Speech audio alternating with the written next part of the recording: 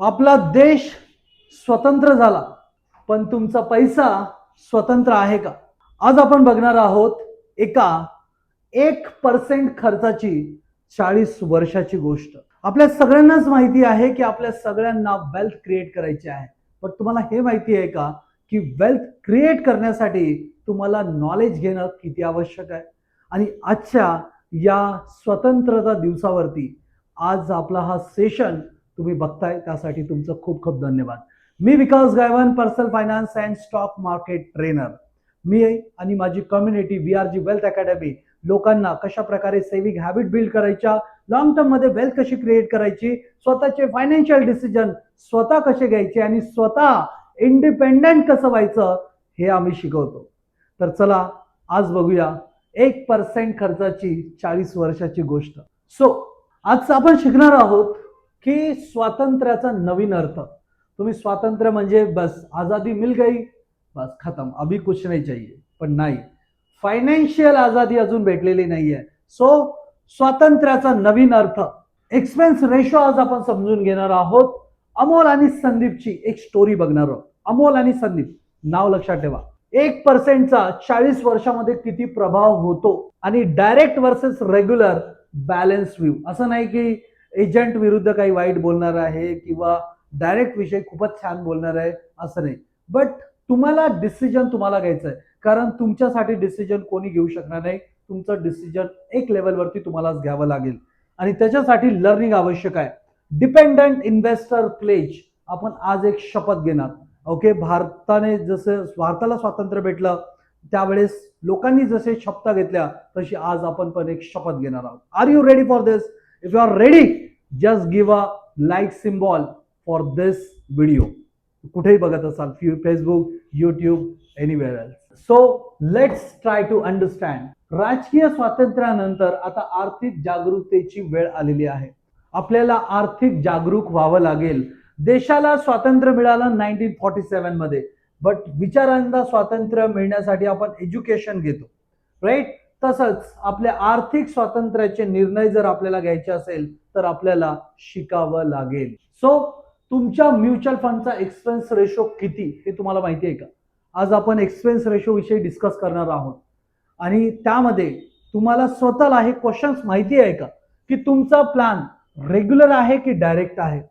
दरवर्षी फंड्सचा खर्च किती तुमच्या अकाउंट मधनं डिडक्ट होतो? या खर्चाचा 20-30 वर्षाचा तुमच्याकडे किती परिणाम होऊ शकतो याचं कॅल्क्युलेशन कधी करण्याचा प्रयत्न केलाय का तुम्ही? नाही ना? आज शिकणार आहात. सो आपण 100च्या डिस्काउंटसाठी तुलना करतो, पण लाखोंच्या इन्व्हेस्टमेंट मधला 1% फरक अनेकदा आपण तपासत नाही. म्हणजे आपण जर एखाद्या मार्केटमध्ये गेलो तिथे 100 रुपयासाठी आपण भावबाजी करतो. नाही, एवढी दे नाही तर मी जाईल, एवढे बाकीकडे तर एवढे रेट आहे. आपण 100 रुपयासाठी 20-30 रुपयासाठी भाजीवाल्यासोबत आपण भावबाजी करतो. बट ज्यावेळेस आपले लाखो करोडो रुपये ज्यावेळेस म्युच्युअल फंड मध्ये लागतात त्यावेळेस आपण एक्सपेन्स रेशो तपासत नाही. वाय? का बरं नाही तपासत? We have to do that. So एक स्टोरी बघूया अमोल आणि संदीपची. समान सुरुवात, म्हणजे दोघांचं एज सेम आहे, दोघं एकाच क्लासमध्ये होते, सेम सुरुवात केली, एकाच IT कंपनीमध्ये, एव्हरीथिंग इज सेम. पण अमोल प्लान, सर्व्हिस आणि एक्सपेन्स रेशो समजून घेतो किंवा त्याने समजून घेतला आणि संदीप स्टेटमेंट किंवा चार्जेस कधी बघत नाही. बस आलं ना, इन्व्हेस्टमेंट केले, खतम. संदीपने तसेच्या तसेच ठेवले, बट अमोल चेक करत गेलं नेहमी. तर यामध्ये काय डिफरन्स झाला काही वर्षानंतर आपण चेक करण्याचा प्रयत्न करूया. सो एक्सपेन्स रेशो म्हणजे काय? एक्सपेन्स रेशो म्हणजे म्युच्युअल फंड चालवण्यासाठी जे काही वार्षिक शुल्क लागतं त्याला आपण एक्सपेन्स रेशो म्हणतो. म्हणजे तुमची इन्व्हेस्टमेंट आणि तुमच्या इन्व्हेस्टमेंटवर fund expense management and admin operation हे एक कॉस्टिंग लागते जी तुमच्या इन्व्हेस्टमेंट मधनं वजा केली जाते आणि यालाच आपण म्हणतो नेट रिटर्न टू यू. म्हणजे NAV असतो ना, नेट ऍसेट व्हॅल्यू. तर तुमचे एक्सपेन्स रेशो कट केल्यानंतर तुमच्याकडे जी प्राइस शिल्लक राहते that is called the NAV, net asset value. आणि जे काही चार्जेस कट होतात, म्हणजे हे जे वार्षिक खर्च म्हणतात हे जे काही कट होतात त्याचं बिल पण कधी तुम्हाला येत नाही. जसं आपण बघतो की मार्केट वर असो किंवा खाली खर्च सुरूच असतो. म्हणजे सपोज मार्केट वर गेलं तरी तुमचा एक्सपेन्स रेशो डेबिटच होणार, मार्केट खाली आलं तरी सुद्धा तुमचा एक्सपेन्स रेशो डेबिट होणार. म्हणजे म्युच्युअल फंड वाल्यांना काही घेणं देणं नाही आहे की तुमचं किती पैसे कट होत आहेत, मार्केट वर जात आहे की खाली जात आहे. हा, ते म्हणताय आम्ही तुमचा एक्सपेन्स रेशो कट करणार कारण की आम्ही तुमचा फंड मॅनेज करतोय. मला सांगा, फंड मॅनेज करणे म्हणजे नक्की काय? इन्व्हेस्टमेंटच करताय, राईट? बट ती इन्व्हेस्टमेंट जर तुम्हाला कळली की कशी करायची तर मे बी फंड मॅनेजरची जॉब जाऊ शकतात. हा व्हिडिओ बघितल्यानंतर काही लोकांच्या निगेटिव्ह कमेंट पण तुम्हाला बघायला भेटतील, त्या पण बघून घ्या. काय म्हणणं आहे नक्की सगळ्यांचं ऐकून तर घेऊया आपण. बट यावर लॉजिकल डिबेट व्हायला पाहिजे. काय म्हणता तुम्ही? यावरती लॉजिकल डिबेट व्हायला पाहिजे की नाही? जर व्हायला पाहिजे असेल तर या कमेंटमध्ये लिहा यस, मी बघेल तुमच्या कमेंट. मार्केट वर असो किंवा खाली आपल्याकडनं एक्सपेन्स रेशो घेतला जातो. जसं आपण म्हणतो की पाण्याची टाकी आहे, पाण्याची टाकीमध्ये पाणी भरतंय, ओके, तुम्ही पाणी भरताय, बट जर लिकेज चालू असेल तर तुम्ही पाणी भरलं तर ते वाहूनच जाईल, राईट? खाली होणारच आहे कधी ना कधी टाकी. होऊ शकते तुम्हाला काही वेळेसाठी थोडे पैसे भेटतील, बट लिकेज जर असेल तर ते लिकेज आपल्याला बंद करायला पाहिजे. तसंच आपल्या जेव्हा आपण पोर्टफोलिओ बनवतो त्या पोर्टफोलिओमध्ये आपण रेग्युलर प्लॅन्स घेतो, तर त्या रेग्युलर प्लॅनला तुम्हाला समजून घ्यायचं आहे. कुठल्या एजंट्स कडनं घेतलं तर त्याला तुम्हाला समजून घ्यायचं आहे. जर तो एजंट खूपच छान आहे, तुम्हाला खूप चांगली सर्व्हिस देतोय, पोर्टफोलिओ तुमचा खूप मोठा आहे, तुम्हाला वेळच नाहीये बिलकुल, तुम्हाला डिपेंड राहायचंच आहे असं ठरवलंय तुम्ही, तर मी म्हणतो की तुम्ही regular plan is good for you. But जर तुम्हाला वाटतं की नाही, हे लिकेज मला थांबवायचं आहे, माझ्या पैशामध्ये पण असंच लिकेज आहे, तुमच्या म्युच्युअल फंडमध्ये तुमच्या पोर्टफोलिओमध्ये सुद्धा असंच लिकेज आहे, ते लिकेज तुम्हाला बंद तर करावं लागेल. ओके, जसं 1% ने एवढा मोठा फरक. काही लोक म्हणतात सर 1% चार्ज घेतो आम्ही, काय फरक पडतो? एक माझे स्टुडंट आहे, ते म्हणतात की सर, ज्यावेळेस मी त्या एजंटला विचारलं त्यावेळेस तो म्हटला की सर आम्ही तुमचा फंड मॅनेज करतो आणि फंड मॅनेज करण्यासाठी तुम्हाला जर 40 वर्षात 1 करोड भेटत असेल आणि त्या 1 करोड मधले जर आम्हाला 40-50 लाख भेटले तर तुमचं काय एवढं मोठं नुकसान झालं? अरे 40-50 लाख रुपये गेले आणि तुम्ही म्हणता एवढं काय मोठं नुकसान झालंय, राईट? सो इन्व्हेस्टमेंट जर तुमची 1 लाख रुपये आहे सिनेरिओ 1 मध्ये आणि सिनेरिओ 2 मध्ये पण 1 लाख रुपये आहे, ग्रॉस रिटर्न जर 10%, दोन्हीकडे ग्रॉस रिटर्न 10%, पण जो एक्सपेन्स रेशो आहे तो 1.5% आहे एका स्कीम मध्ये आणि सेम स्कीम मध्ये दुसऱ्या डायरेक्ट फंड मध्ये तुम्हाला 0.5 आहे. तर याचा जो नेट इफेक्ट येतो तो येतो इथे 8.5% आणि इथे 9.5%.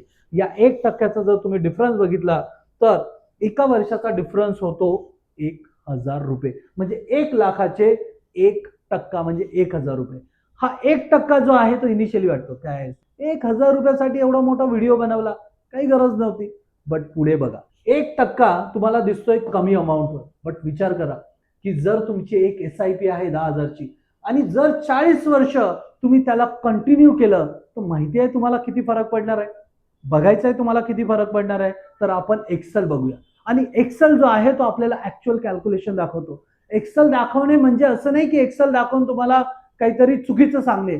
सगळे फायनान्शियल प्लॅनर एक्सेल वरच कॅल्क्युलेशन करतात.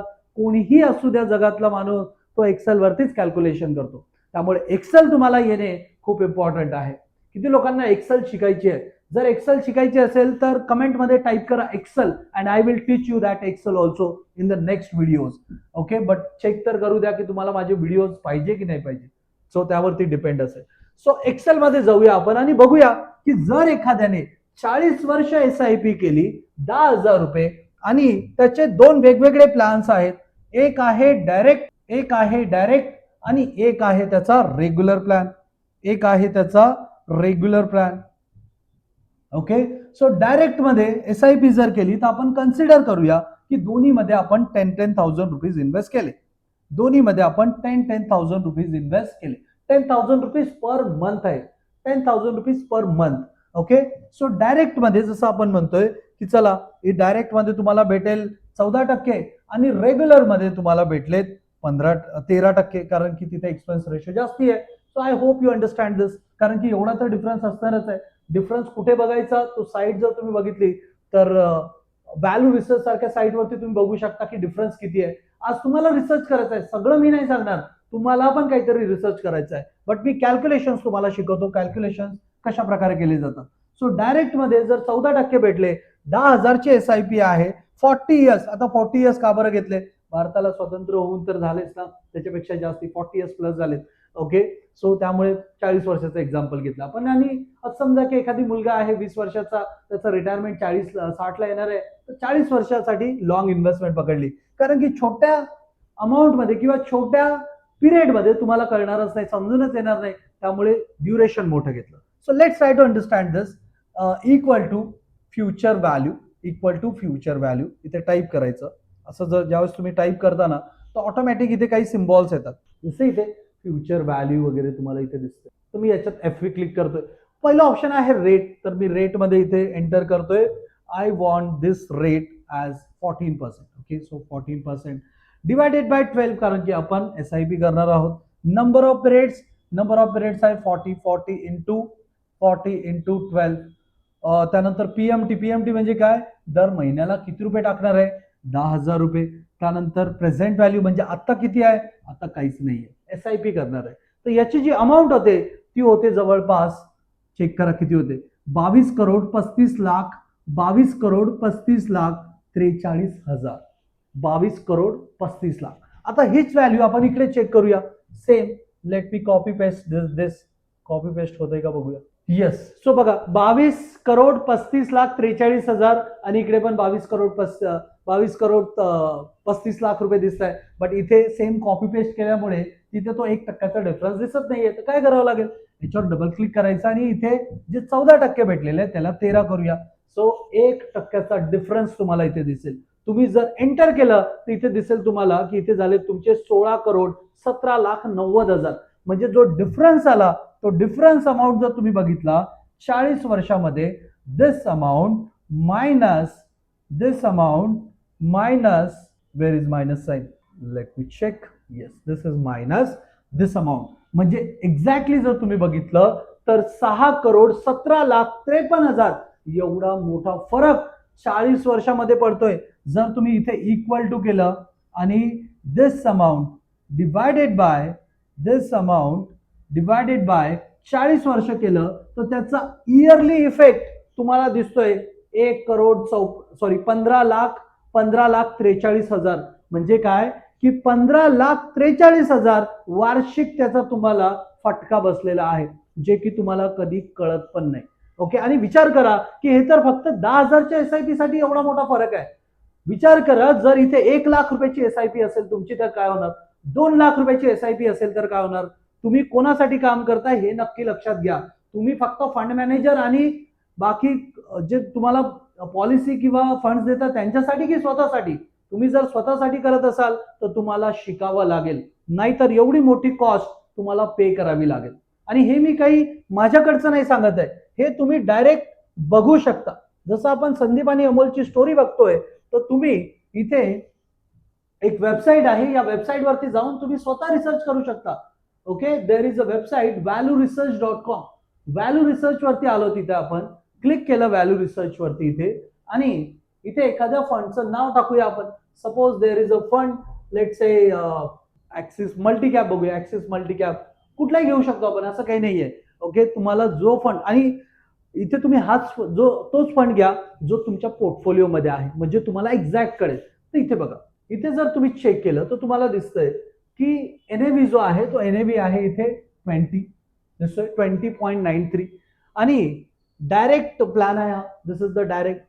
इथे बघा, चेक करा, डायरेक्ट प्लॅन लिहिलेला आहे. आता मी इथे रेग्युलर करतो आणि चेक करा की हा सेम प्लॅन आहे, सेम एकाच दिवशी चालू झालं. जसं संदीप आणि अमोल एकाच दिवशी चालू झाले, तसंच हा प्लॅन सुद्धा एकाच दिवशी चालू झाला. त्यावेळेस त्याचा NAV होता 10. बट डायरेक्ट प्लॅन मध्ये याचा आहे 20.93. आणि याला जर तुम्ही रेग्युलर केलं तर रेग्युलर मध्ये तुम्हाला दिसतंय, रेग्युलर जर केलं इथे तुम्ही, तर रेग्युलर मध्ये तुम्हाला इथे चेंज होताना दिसेल. म्हणजे किती आलाय बघा, चेक करा, 19.74. म्हणजे कितीचा डिफरन्स आहे. तो डिफरन्स कशामुळे आलाय, एक्सपेन्स रेशोमुळे. किती आहे बघा, रेग्युलर प्लॅन मध्ये जो एक्सपेन्स रेशो आहे तो एक्सपेन्स रेशो दिसतोय तुम्हाला इथे. So let's check the expense ratio. मला वाटतं रिटर्न मध्ये असेल, साइन इन करावं लागेल आय थिंक. हा, इथे दिसतोय बघा एक्सपेन्स रेशो. इथे जर बघितलं तुम्ही तर 1.49% म्हणजे काय, 1.5% गेला तुमचा. बट हेच जर तुम्ही डायरेक्ट प्लॅन मध्ये बघितलं, हेच जर तुम्ही रेग्युलरच्या ऐवजी डायरेक्ट प्लॅन मध्ये बघितलं तर तुम्हाला तिथे 1.5% दिसणार नाही. तिथे किती दिसेल, आपण चेक करूया ते सुद्धा. किती आहे? 0.71. म्हणजे जो 1% आसपासचा डिफरन्स आहे, 0.8 आहे इथे, बट काही काही याच्यामध्ये 2-2.5% पण असतो. सो तो तुम्हाला चेक करायचा आहे की तुमच्या प्लॅन मध्ये किती आहे. आणि हे जर तुम्ही वाचवू शकले तर डेफिनेटली तुम्ही खूप सारा तुमचा पैसा जो आहे तो वाचवू शकता. आर्थिक स्वतंत्र भेटलं म्हणजे आपण पैशाने आर्थिक स्वतंत्र झालो असं नाहीये. ओके, आपल्याला सगळ्या गोष्टी समजून घ्याव्या लागतील.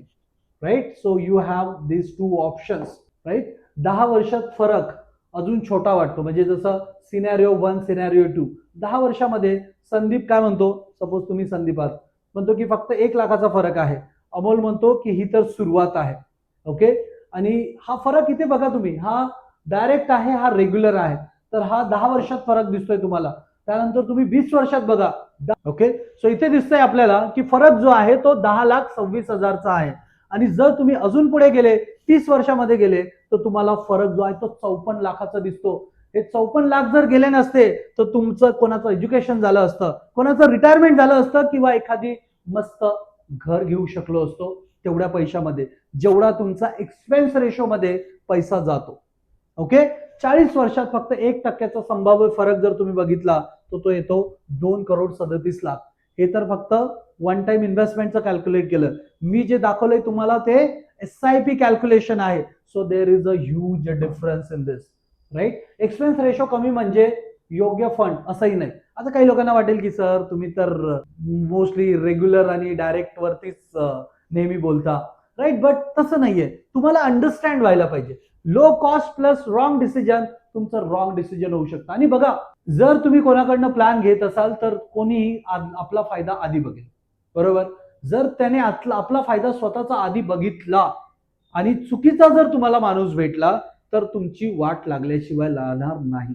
त्याच्यामुळे स्वतः अंडरस्टँड करणे फार आवश्यक आहे. Low cost plus no asset allocation in complete planning, low cost plus panic selling compounding interpret, आणि right cost plus right fund plus right discipline equal to better process. काही लोक म्हणतात की सर एजंट जर असले ना किंवा डिस्ट्रीब्युटर असले तर ते आपल्याला टिकवून ठेवतात स्टॉक्स मध्ये किंवा त्या पर्टिक्युलर फंड मध्ये. जर आपण स्वतः केलं तर होत नाही. का नाही होत? जर तुम्हाला माहिती आहे, तुमचे गोल क्लिअर आहे, तुम्हाला माहिती आहे काय होऊ शकतं, तर मग तुम्हाला भीती कशाची आहे? तुम्हाला भीती कशाची आहे? तुम्हाला भीती कशाची आहे माहिती आहे? तुम्ही शिकलेले नाही आहात, हीच सर्वात मोठी भीती आहे. तुम्ही जर राईट नॉलेज घेतलं, राईट एज्युकेशन घेतलं तर घाबरायची गरजच नाहीये तुम्हाला. लॉस झाला, सपोज सगळ्या लॉस झाला, पूर्ण इंडिया बर्बाद झाला, सगळेच बर्बाद होणार आहे. प्रॉफिट झालं इंडियाचं, सगळ्यांचंच प्रॉफिट होणार आहे. त्यामुळे कोणावर डिपेंड राहायची गरज काय आहे?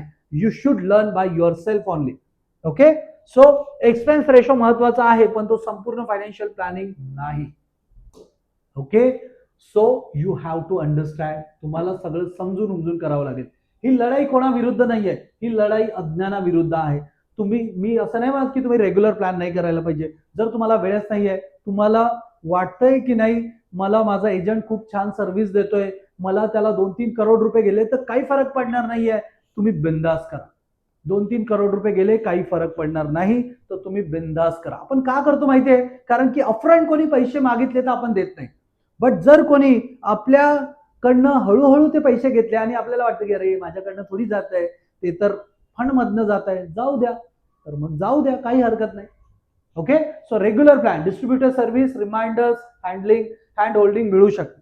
इथे मिळू शकते तुम्हाला. सर म्युच्युअल फंडची SIP वाढवा, सर नवीन फंड आलाय, सर NFO आलाय. अरे पण कशासाठी इन्व्हेस्टमेंट करतोय? कशासाठी? फक्त नवीन फंड आला म्हणून इन्व्हेस्टमेंट करायची? It is absolutely wrong. Okay, direct plan cost तुलनेने कमी, रिसर्च, एक्झिक्युशन आणि रिव्ह्यूची जबाबदारी तुमच्यावर येते. तुम्हाला स्वतः ते करावं लागतं. पण मला वाटतं की जर तुम्ही शिकले तर तुम्हाला काही करायची गरज पडणार नाही. ओके, त्यामुळे अशा 7 गोष्टी लक्षात ठेवा आणि हे तुम्हाला करायचं आहे. काय करायचं आहे? तर आज तुम्हाला स्टेटमेंट मध्ये जाऊन चेक करायचं आहे की तुमचा डायरेक्ट प्लॅन आहे की रेग्युलर प्लॅन आहे. त्यामध्ये करंट एक्सपेन्स रेशो तुमचा किती आहे, रिस्कोमीटर आणि फंड कॅटेगरी काय आहे चेक करा. सर्व्हिस किंवा गायडन्स नेमकी काय मिळते, काय काय मिळतं तुम्हाला त्यांच्याकडनं हे सुद्धा चेक करा. रिटर्न बरोबर रिस्क आणि कन्सिस्टन्सी तपासली आहे का तुम्ही? स्विच करण्यापूर्वी टॅक्स आणि एक्झिट लोड तपासा. इन्व्हेस्टमेंट तुमच्या फायनान्शियल गोल सोबत अलाइन आहेत का? फक्त कमी एक्सपेन्स रेशो पाहून स्विच किंवा सिलेक्ट करू नका. नाहीतर सर तुम्ही सांगितलं ना की कमी एक्सपेन्स रेशो वाल्यामध्ये करा, तर सगळेच्या सगळे पैसे ETF मध्ये टाकले. तुम्हाला अंडरस्टँड करावं लागेल, समजावं लागेल आणि नंतरच तो डिसिजन घ्यावा लागेल. त्यामुळे जर तुम्ही VRG वेल्थ अकॅडमीला अजूनपर्यंत फॉलो केलं नसेल तर फॉलो करा, आमच्या सोबत या. तुम्ही बघा आम्ही कम्युनिटीमध्ये काय नॉलेज देतोय. जे महाराष्ट्रामध्ये VRG कम्युनिटी नॉलेज देते ते कोणीही देऊ शकत नाही. कारण की जर कोणी सांगितलं की रेग्युलर फंड मध्ये किती एक्सपेन्स रेशो आहे, किती प्रॉफिट आहे, किती लॉस आहे, तर ते स्वतःचा बिझनेस करू शकणार नाही. आणि त्यामुळेच फक्त VRG कम्युनिटीच अशी आहे की जे फक्त राईट नॉलेज, राईट एज्युकेशन वरती बिलीव्ह करते. आणि जर तुम्ही VRG चे मेंबर ऑलरेडी असाल तर या व्हिडिओला लाईक केल्याशिवाय जाऊ नका आणि कमीत कमी 10 लोकांना हा व्हिडिओ शेअर करा. धन्यवाद. Thank you so much. Happy Independence Day to all of you once again. Thank you all. Bye.